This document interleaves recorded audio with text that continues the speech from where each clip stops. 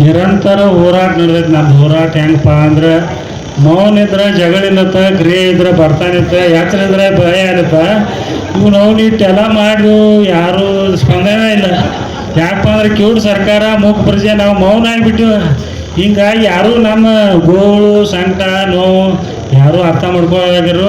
ದಯಮಾಡಿ ವಿನಂತಿ ಮಾಡೋದು ಏನಂದ್ರೆ ರೈತರಲ್ಲಿ ನಮ್ಮ ರೈತ ಕುಲ ಒಕ್ಕಟ್ಟು ಆಧಾರ್ಥ ಹಿಂಗೆ ಆಯ್ತೀವಿ. ರಾಜಕೀಯವ್ರು ಹೆಂಗೆ ಆಟ ಆಡಿಸ್ತಾರೆ ಅಂದ್ರೆ ಅವ್ರಿಗೆ ಹೇಳೋದು ಇವ್ರಿಗೆ ಹೇಳೋದು, ಹಿಂಗಾಗಿ ಜಗಳ ಹಚ್ಚಿ ನಮ್ಮಲ್ಲಿ ಹೊಡಿಸಿ ಸತ್ಯಾನಾಶ ಮಾಡಿ ರೈತ ಕುಲನೆಲ್ಲ ಹಳ್ಳ ಹಿಡ್ಸ್ಯಾರು. ನಮ್ಮ ಕಬ್ಬಿನ ಅಡಿಕೆ ಮ್ಯಾಗ ಉಪ್ಪು ಹಿಡ್ಕೊಂತ ತುಪ್ಪಲಾಕಿರ್ತೈತಿ. ಈಗ ನೀರು 15 ದಿನ ಆಯ್ತು. ದನಕರುಗಳಿಗೆ ನೀರಿಲ್ಲ, ಮನುಷ್ಯರಿಗೆ ನೀರಿಲ್ಲ. ಈಗೆಲ್ಲ ಜಿಲ್ಲಾಡಳಿತ ಹೇಳಿದ್ವು, ತಾಲೂಕು ಆಡಳಿತಕ್ಕೂ ಹೇಳಿದ್ವು. ಯಾರು ಅದ್ರ ಬದಲ ಕಿಂಚತ್ತು ಒಟ್ಟ ರೈತರ ಬದಲು ಕಾಳಜಿ ಇದ್ರೆ ನೀರು ಬಿಡಿಸ್ತಿದ್ರು. ಈಗ ಜಿಲ್ಲಾ ಉಸ್ತುವಾರಿ ಮಿನಿಸ್ಟ್ರ ಕಾರಜೋಳ ಸಾಹೇಬ್ರು ಏನಪ್ಪ ಅಂದ್ರೆ ಮುದೋ ಕಟ್ಟ ಸೀಮಿತ ಆಗ್ಯದ. ಅಲ್ಲಿ ನೀರು 3 ಸಲ ಬಿಡಿಸ್ಕೊಂಬಂದ್ರಿ. ಈಗ ಅಲ್ಲಿ ಸಂಘಟನೆ ಭಾಳ ಪವರ್ಫುಲ್ ಐತಿ. ನಮ್ಮಲ್ಲಿ ಹೆಂಗಪ್ಪ ಅಂದ್ರೆ ಈಗ ಎಲ್ಲರಿಗೂ ಫೋನ್ ಹಚ್ಚಿ ಹೇಳಿದ್ರು ಒಟ್ಟು 1000 ಮಂದಿ ಬಂದ್ರು ಜಾಡಿ ಕಳೆದು ಹೋಗಿತ್ತು.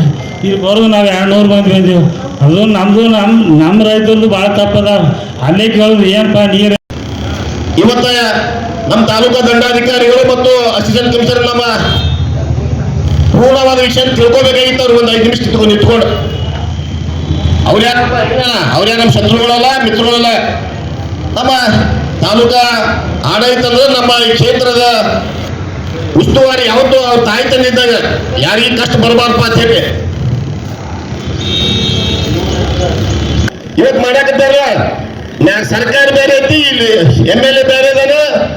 ಇದು ಹೇಳ್ಕೊತೋಗ್ಬಿಡೋರು ಇವ್ರು. ಹೆಂಗೆ ನಮ್ಮ ಪರಿಸ್ಥಿತಿ ಹೆಂಗಾಗಿತ್ತಂದ್ರೆ ಹಚ್ಕೊಂಬಂದು ಕುಣಿಸ್ಯಾರ, ನಮ್ಮನ್ನ ನಡುವೊಂದು ನಂಬರ್ ಇಟ್ಟಾರ. 6, 9 ಗೊತ್ತಿಲ್ಲ. ಅವತ್ತಾರ 6 ಐತಿ, 4 9 ಐತಿ. ನಮ್ಮ ಜಗಳಾಗ ಅವರು ಹುಚ್ಚು ಮಕ್ಕಳಿಗೆ ಕುಣಿಸಿ ಅಂತೇಳಿ ನೀವು ಲೆಕ್ಕ ಸರಿ ಮಾಡ್ಕೊಂಡು ಬರೋ ಕೇಳಿ ಹೋಗ್ಬಿಟ್ಟಾರ. ನಾವು ಈ ಕ್ಷೇತ್ರದ ಸಂಪೂರ್ಣವಾದ ಜವಾಬ್ದಾರಿ ತಿಳ್ಕೊಂಡು ಕೆಲಸ ಮಾಡ್ತಾರಪ್ಪ. ರೈತರ ಪರವಾಗಿ, ದಲಿತರ ಪರವಾಗಿ ಅಂತೇಳಿ ಓಟ್ ಕೊಟ್ಟಿವ್ರು. ಏನು ವಿಧಾನಸಭೆ ಕೊಡ್ಸಿವಿ. ಇವ್ರು ವಿಧಾನಸಭೆ ಹೆಂಗ್ ಕೊಡ್ತಾರಪ್ಪ ಅಂದ್ರೆ ತಮ್ಮಷ್ಟು ತಾವೇ ಜೀವನ ಮಾಡಕ್ ಕೊಡ್ತಾರೆ. ಇವ್ರು ಕೃಷ್ಣಾ ನದಿ ಹೊತ್ತಿಗೆದ್ದ ಇವ್ರು ಮಾಡ್ಬೇಕಾಗಿತ್ತು. ಮಾರ್ಚ್ದಾಗ ಗೊತ್ತಾಗಿದ್ರೆ ಅವರು ಮನುಷ್ಯರ್ದಾರ. ನೀರು ಪ್ರತಿ ವರ್ಷ ನಮ್ಮ ಹೊಳಿ ಪರಿಸ್ಥಿತಿ ಏನೈತಿ, ರೈತರ ಬೆಳೆ ಹಾಳಾಗ್ತಾವೆ. ನಾವು ಇದಕ್ಕೆ ಮುಂಜಾಗ್ರತವಾಗಿ ಮಹಾರಾಷ್ಟ್ರ ಸರ್ಕಾರ ಯಾವ್ದಾರು ಇಲ್ಲಿ ಇದೇ ದೇಶದಾಗ ಇದೀವಿ ನಾವು. ಬೇರೆ ದೇಶದಿಂದ ನೀರು ತರ ಹೇಳ್ತಾರೆ.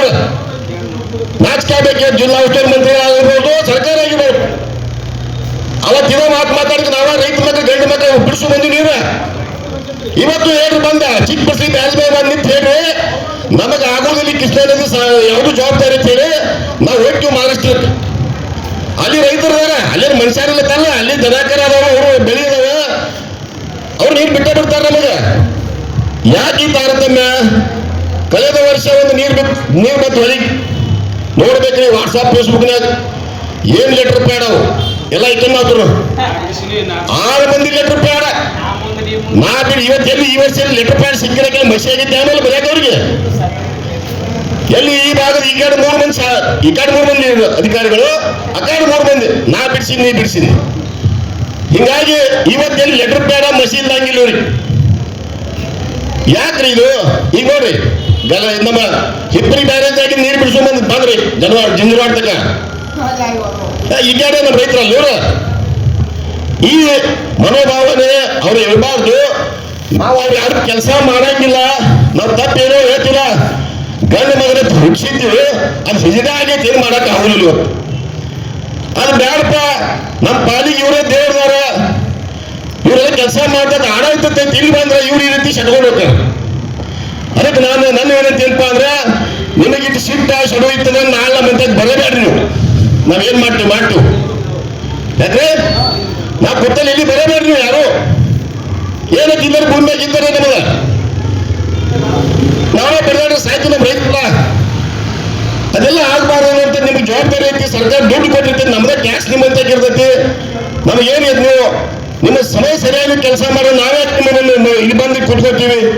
ನಿಮಗಿದು ಆಶ್ಚರ್ಯ ಆಗ್ಬೋದು, ಅಸಹ್ಯ ಆಗ್ಬೋದು. ನಾವು ಬಂದಿದ್ದ ನಮ್ಗೆ ಬರಬಾರ್ದು. ನೀವು ನಿಮ್ಮ ಜವಾಬ್ದಾರಿಯನ್ನು ನೀವು ಸರಿಯಾಗಿ ಬಳಕೆ ಮಾಡಿ ಸಮಯಕ್ಕೆ ಸರಿಯಾಗಿ ಏನ್ ಮಾಡ್ಬೇಕಂತ ಮಾಡಿದ್ವಿ ಅಂದ್ರ ನಾವ್ರಿ ಯಾವ್ದಾದ್ರು ನಮ್ಮನ್ನು ಬಂದಾಗ ನಿನ್ನೆ ಮನೆ ಮಳೆ ಆಗೈತಿ, ಓಟಿ ಕಿತ್ತಾವು, ಇನ್ನೊಂದು 10 ಸಲ ಫೋನ್ ಬರತ್ತಾವ. ಓಟ್ ಹಾಕೋತೀವಿ, ಮತ್ತೆ ಎಲ್ಲ ಹಸನ್ ಮಾಡ್ಕೊತೀವಿ, ಮತ್ತೆ ನಿಮ್ಮ ಸಲ ಹೊಸ ಬೆಳೆ ಬೆಳಿತೀವಿ.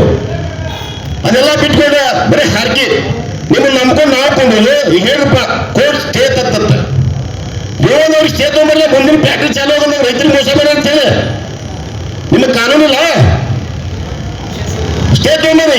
ಈ ಸಲ ನಾವು ಕಳೆದ ವರ್ಷ ನಮ್ಮ ಎಲ್ಲ ರೈತರ ಮುಖಂಡರು ಮತ್ತು ಒಂದು ವೇದಿಕೆ ಮುಖಾಂತರ ನಮಗೆ ಒಂದು ವಿಶ್ವಾಸನ ಕೊಟ್ಟಿದ್ರು. ಆ ವಿಶ್ವಾಸಕ್ಕೆ ಇವತ್ತು ವಿಶ್ವಾಸ ಕಳಿಸ್ಯಾರ, ನಮ್ಮ ಮರ್ಯಾದಕ್ಕಾಗಾರ ಆ ಕಾರ್ಖಾನೆ ಮುಂದಿನ ಸಲ ಚಾಲು ಆಗ್ಬಾರ್ದಪ್ಪ. ನೀವು ಸ್ಟೇ ತಗೊಂಡ್ರು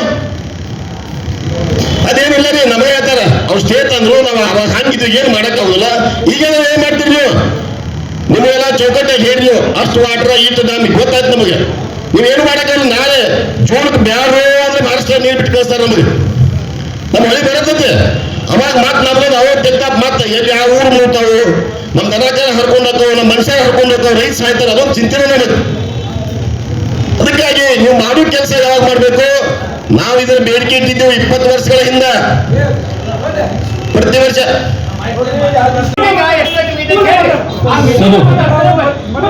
ಈಗ ಸರ್ ಒಂದ್ ನಾವು ರ್ಯಾಶ್ ಆಗುವಂತದ್ದು ಏನಿಲ್ಲ, ವಿಷಯ ಚರ್ಚೆ ಮಾಡೋಣ. ನಮಗ ಅವ್ರಿಗೆ ಬರ್ಬೇಕಷ್ಟ, ಅವ್ರ ಮೀಟಿಂಗ್ ಇದ್ರೆ ಮಾಡ್ಕೊಳ್ಳಿ, ತೊಂದ್ರೆ ಇಲ್ಲ.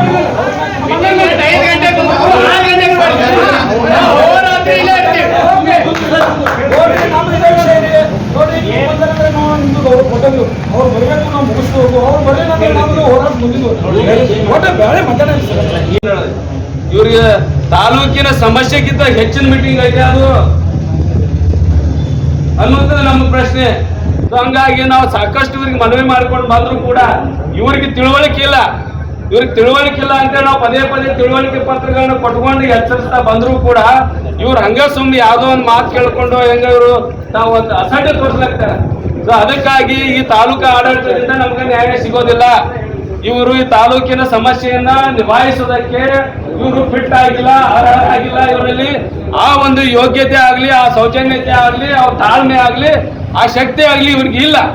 ಸೊ ಹಂಗಾಗಿ ಇನ್ಮೇಲೆ ಇವ್ರಿಗೆ ನಮ್ಮ ತಾಲೂಕಾ ದಂಡಾಧಿಕಾರಿ ಆಗಿರಬಹುದು, ಆಮೇಲೆ ವಿಭಾಗ ಅಧಿಕಾರಿಗಳು AC ಮೇಡಮ್ ಅವ್ರಿಗೆ ಆಗಿರ್ಬೋದು, ಇವ್ರಿಗೆ ಯಾವುದೇ ಆ ಶಕ್ತಿ ಇಲ್ಲ. ಸೊ ಹಂಗಾಗಿ ನಾಳಿನ ನಮ್ಮ ಪ್ರತಿಭಟನೆಯನ್ನ ಚಿಕ್ಕಪಡಿಸ್ಲಿಕ್ಕೆ ಬ್ಯಾರೇಜ್ಗೆನೆ ಶಿಫ್ಟ್ ಮಾಡ್ತೀವಿ. ಬೇಗನೆ ಬಂದು ನಮ್ಮ ಇದಕ್ಕೆ ಏನು ಪ್ರತಿಭಟನೆಗೆ ಸ್ಪಂದಿಸಿ ಯಾರು DC ಅವರು ಮತ್ತು ಉಸ್ತುವಾರಿ ಮಂತ್ರಿಗಳು ಇಬ್ಬರು ಬಂದು ಅದಕ್ಕೆ ಸಮರ್ಪಕವಾದಂತ ಸರಿಯಾದ ಉತ್ತರವನ್ನ ಸಮಸ್ಯೆಗೆ ಬಗೆಹರಿಸುವಂತ ಕೆಲಸ ಅವ್ರು ಏನಾದ್ರು ಬಂದು ಮಾಡಿದ್ರಪ್ಪ ಅಂತಂದ್ರೆ ನಮ್ಮ ಪ್ರತಿಭಟನೆಯನ್ನು ನಾವು ತಗೊಳ್ತೀವಿ. ಇಲ್ಲಪ್ಪ ಅಂತಂದ್ರೆ ಅವ್ರು ಬಂದು ಹೇಳುವವರೆಗೂ ಆ ವ್ಯವಸ್ಥೆ ಸರಿ ಮಾಡುವವರೆಗೂ, ನೀರು ಬರುವವರೆಗೂ ನಮ್ಮ ಹೋರಾಟ ಮುಂದುವರಿತೈತಿ. ಆಮೇಲೆ ಆ ಒಂದು ಸಂದರ್ಭದಾಗ ಆಗಿನ ಸ್ಥಿತಿ ಕುರಿತ ಏನಪ್ಪಾ ಅಂತಂದ್ರೆ ಅವ್ರ ಸ್ಪಂದನೆ ಯಾವ ರೀತಿ ಇರ್ತೈತೆ ಅದರ ಮೇಲೆ ಅಲ್ಲೇ ಎಲ್ಲರೂ ಕೂಡ್ಕೊಂಡು ಒಂದು ಡಿಸಿಷನ್ ಮಾಡೋದಾಗ್ತೈತಿ. ಅಲ್ಲೇನೋ ರಸ್ತೆ ತಡೆ ಮಾಡೋದಾಗ್ತೈತೋ ಅಥವಾ ಮತ್ತೆ ಇನ್ನೇನಾದ್ರು ಮಾಡೋದಾಗ್ತೈತೆ ಅನ್ನುವಂಥದ್ದಲ್ಲ ಆ ಸ್ಥಳದಲ್ಲಿ.